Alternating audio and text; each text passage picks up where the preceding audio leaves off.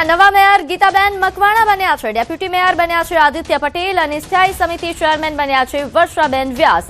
દંડક પદ પર વિજય ચૌહાણની વરણી તો શાસક પક્ષના નેતા બન્યા શ્વેતા માછી. 5 મુખ્ય હોદ્દેદારોમાંથી 3 મહિલાઓને પ્રાધાન્ય અપાયું છે.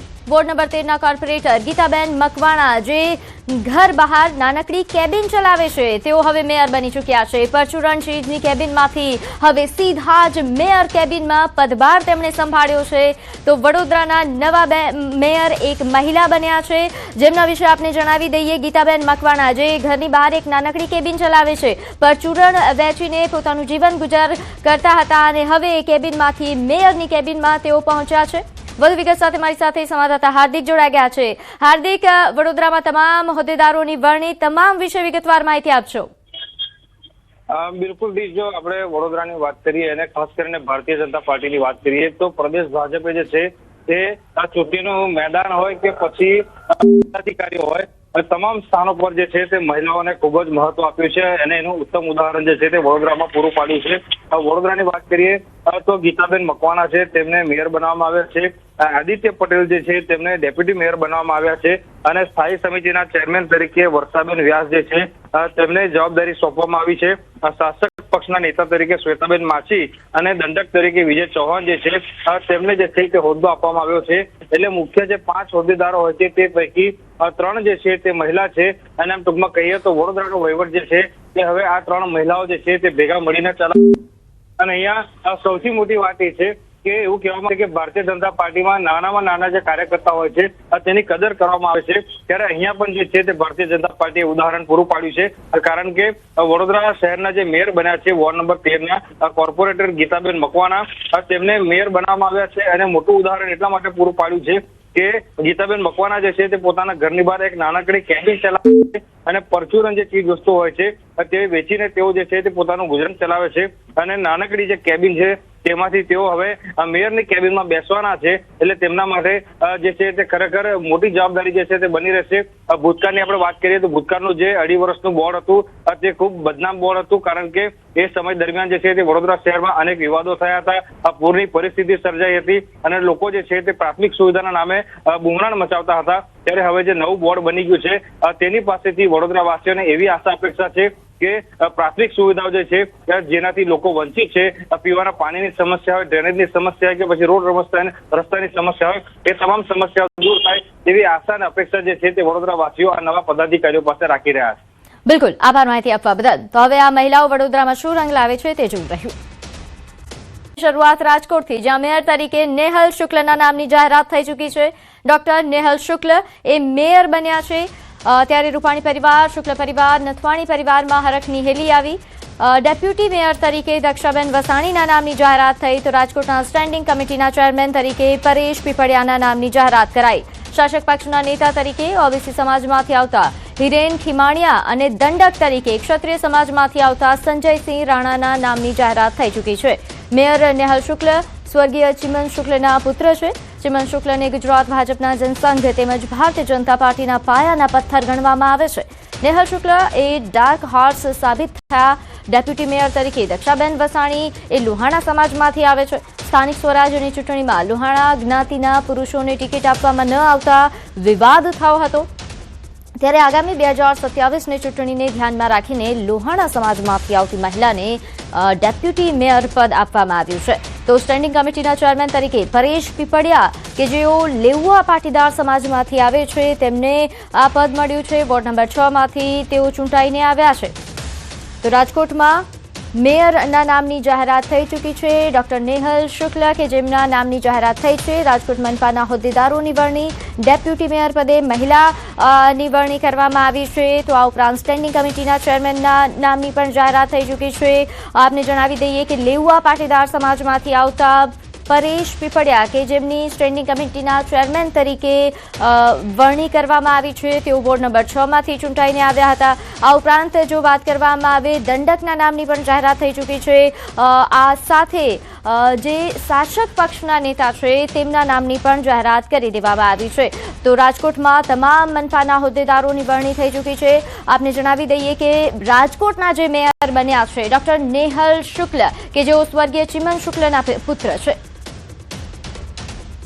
વધુ વિગત સાથે મારી સાથે સંવાદદાતા અંકિત લાઈવ જોડાઈ ગયા છે। અંકિત, આખરે રાજકોટના મેયર કોણ તેની જાહેરાત થઈ ચૂકી છે, સાથે અન્ય તમામ હોદ્દેદારોની વરણી, વિગતવાર તમામ વિશે માહિતી આપશો।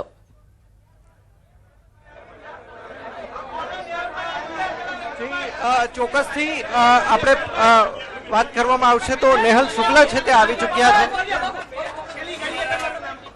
જી અંકિત, નીચું રાખજો, મને જ લાગી જાય।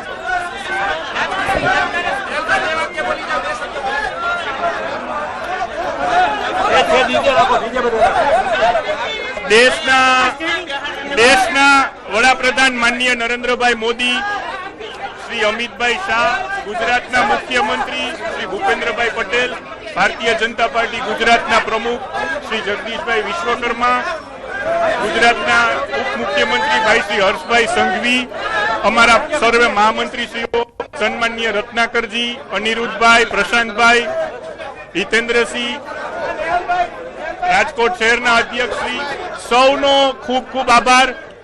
અત્યારે જનરલ બોર્ડમાં હું જઈ રહ્યો છું, આવીને આપની સાથે વાત કરી। ધન્યવાદ।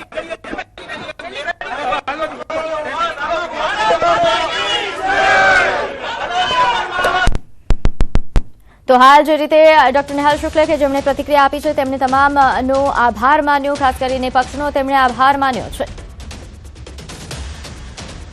તો આ તરફ વડોદરાના નવા મેયર ગીતાબેન મકવાણા બન્યા છે, ડેપ્યુટી મેયર બન્યા છે આદિત્ય પટેલ અને સ્થાયી સમિતિ ચેરમેન બન્યા છે વર્ષાબેન વ્યાસ। દંડક પદ પર વિજય ચૌહાણની વરણી, તો શાસક પક્ષના નેતા બન્યા શ્વેતા માછી। 5 મુખ્ય હોદ્દેદારોમાંથી 3 મહિલાઓને પ્રાધાન્ય અપાયું છે। વોર્ડ નંબર 13ના કોર્પોરેટર ગીતાબેન મકવાણા જે ઘર બહાર નાનકડી કેબિન ચલાવે છે, તેઓ હવે મેયર બની ચૂક્યા છે। પરચુરણ ચીજની કેબિનમાંથી હવે સીધા જ મેયર કેબિનમાં પદભાર તેમણે સંભાળ્યો છે।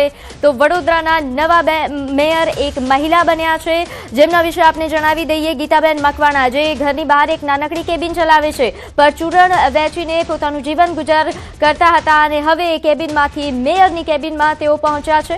વધુ વિગત સાથે મારી સાથે સંવાદદાતા હાર્દિક જોડાઈ ગયા છે। હાર્દિક, વડોદરામાં તમામ હોદ્દેદારોની વરણી, તમામ વિશે વિગતવાર માહિતી આપશો। બિલકુલ જી, જો આપણે વડોદરાની વાત કરીએ અને ખાસ કરીને ભારતીય જનતા પાર્ટીની વાત કરીએ તો પ્રદેશ ભાજપે જે છે તે આ ચૂંટણીનું મેદાન હોય કે પછી અધિકારીઓ હોય, તમામ સ્થાનો પર જે છે તે મહિલાઓને ખૂબ જ મહત્વ આપ્યું છે અને એનું ઉત્તમ ઉદાહરણ જે છે તે વડોદરામાં પૂરું પાડ્યું છે। વડોદરાની વાત કરીએ તો ગીતાબેન મકવાણા છે તેમને મેયર બનાવવામાં આવ્યા છે, આદિત્ય પટેલ જે છે તેમને ડેપ્યુટી મેયર બનાવવામાં આવ્યા છે અને સ્થાયી સમિતિના ચેરમેન તરીકે વર્ષાબેન વ્યાસ જે છે તેમને જવાબદારી સોંપવામાં આવી છે। શાસક પક્ષના નેતા તરીકે શ્વેતાબેન માછી અને દંડક તરીકે વિજય ચૌહાણ જે છે તેમને જે છે તે હોદ્દો આપવામાં આવ્યો છે। એટલે મુખ્ય જે 5 હોદ્દેદારો હોય છે તે પૈકી 3 જે છે તે મહિલા છે અને આમ ટૂંકમાં કહીએ તો વડોદરાનો વહીવટ જે છે તે હવે આ 3 મહિલાઓ જે છે તે ભેગા મળીને ચલાવે। અને અહીંયા સૌથી મોટી વાત એ છે કે એવું કહેવામાં આવે કે ભારતીય જનતા પાર્ટીમાં નાનામાં નાના જે કાર્યકર્તા હોય છે તેની કદર કરવામાં આવે છે, ત્યારે અહીંયા પણ જે છે તે ભારતીય જનતા પાર્ટીએ ઉદાહરણ પૂરું પાડ્યું છે। કારણ કે વડોદરા શહેરના જે મેયર બન્યા છે વોર્ડ નંબર 13ના કોર્પોરેટર ગીતાબેન મકવાણા તેમને મેયર બનાવવામાં આવ્યા છે અને મોટું ઉદાહરણ એટલા માટે પૂરું પાડ્યું છે કે ગીતાબેન મકવાણા જે છે તે પોતાના ઘરની બહાર એક નાનકડી કેબિન ચલાવે છે અને પરચુરણ જે ચીજ વસ્તુ હોય છે તે વેચીને તેઓ જે છે તે પોતાનું ગુજરાન ચલાવે છે અને નાનકડી જે કેબિન છે તેમાંથી તેઓ હવે મેયરની કેબિનમાં બેસવાના છે। એટલે તેમના માટે જે છે તે ખરેખર મોટી જવાબદારી જે છે તે બની રહેશે।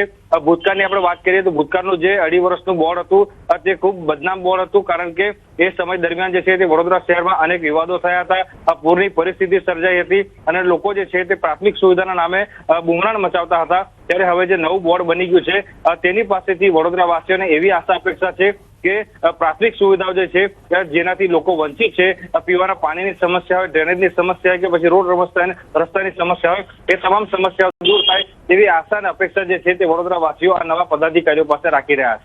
બિલકુલ, આભાર માહિતી આપવા બદલ। તો હવે આ મહિલાઓ વડોદરામાં શું રંગ લાવે છે તે જોવું રહ્યું।